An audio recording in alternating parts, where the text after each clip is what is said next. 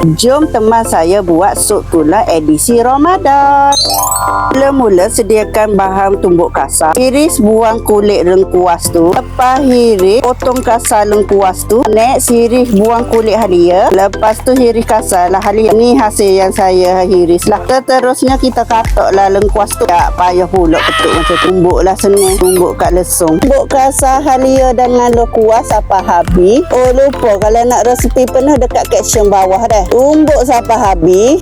Ni hasil selepas saya tumbuk belakang lah. Lepas tu kita iris buah kulit bawang putih pula. Iris sampai habis kulit bawang putih tu. Lepas tu tumbuk kasar lah. Saya tak ingat nak rakam. Seterusnya masuk ke tulang dalam pressure cooker. Masuk semua lah. Anggaran saya buat ni dalam 2 kilo. Masukkan bahan yang kita tumbuk kasar tadi. Masuk juga sup bunjuk Mak Siti. Saya suka guna rempah yang ni sebab sedap. Seterusnya masuk air secukupnya. Anggaran air melepasi tulang tu lah. Pecah sebati. Tutup penutup pressure cooker. Set dalam 30 minit. Macam ni lah saya buat. Saya guna pressure cooker di sini. Tapi saya nak masak 35 minit. Jadi saya tekan lah kek itu. Kek button. Kita ikut instruction dia. Saya ikut cara saya. Selepas 35 minit. Pusing yang wak tu. Biar tubik wak. Dah tubik wak semuanya. Saya masukkan asam keping pula. 2 keping saya masuk. Kacau lah sikit asam keping tu. Lepas tu saya tutup pula. Saya buat 35 minit pula. Selepas 35 minit. Saya pusing wak dia tu. Saya ambil satu tulang tu. Nak cek sama ada dia